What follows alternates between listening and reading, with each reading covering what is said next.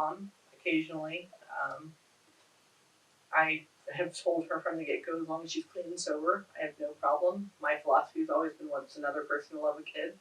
And I've taken that approach because I've been divorced, and we've had people in and out of our kids' life, and to me, as long as they're good to the kids, it's not going to hurt my children having a stepmom or a dad's girlfriend around or my boyfriend.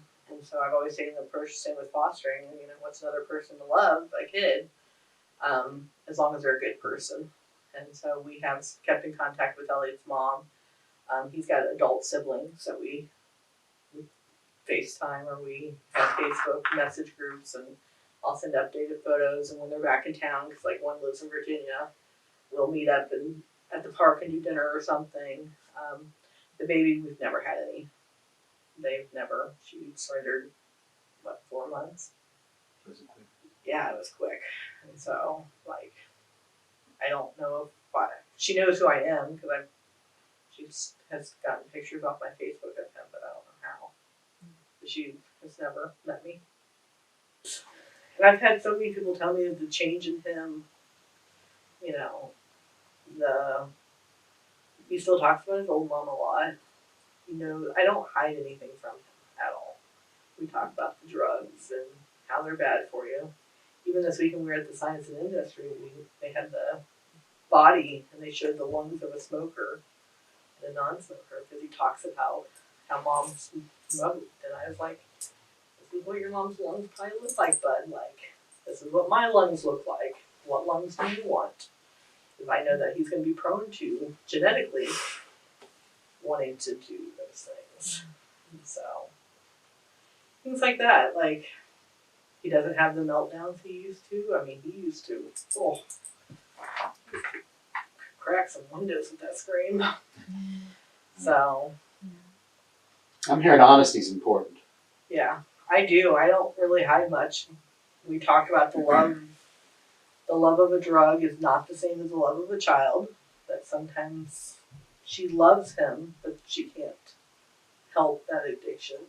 And when we do see her, I do make her provide a drug report, because I don't trust her word. Mainly because she has for years, none of her older kids have anything to do with her because of it. And so I take it day by day with her, and if she wants to see him, she's going to provide a current drug screen. And so we meet at a neutral place. I don't let her show me where I live, things like that. But we normally suffer, though, because he does have a lot of behaviors afterwards. And so I have to sometimes forewarn the teacher, hey, he saw his mom on Sunday we saw her last in January this week. And he had some major meltdowns where he had to be physically removed from class. I'm hearing you say though, even though there's struggles and difficulties with that, the birth family, the importance is still there for the child you have, to have some kind of connection there, and the reality of because no matter what, that's his mom. Yeah. That's, he calls her his old mom, mm-hmm. which I think she's only 2 years older than me. But no matter what she does, he'll always love her. I don't know if Lincoln will, because he's never, I know you bond in utero, but I don't know if he ever will, because he's never known. The daycare thinks it's funny, because Lincoln cries for a dad all the time. And they finally ask him, they're like, is there? And I'm like, nope, there's not a dad. My girls are assholes, what can I say? They taught him to cry for dad.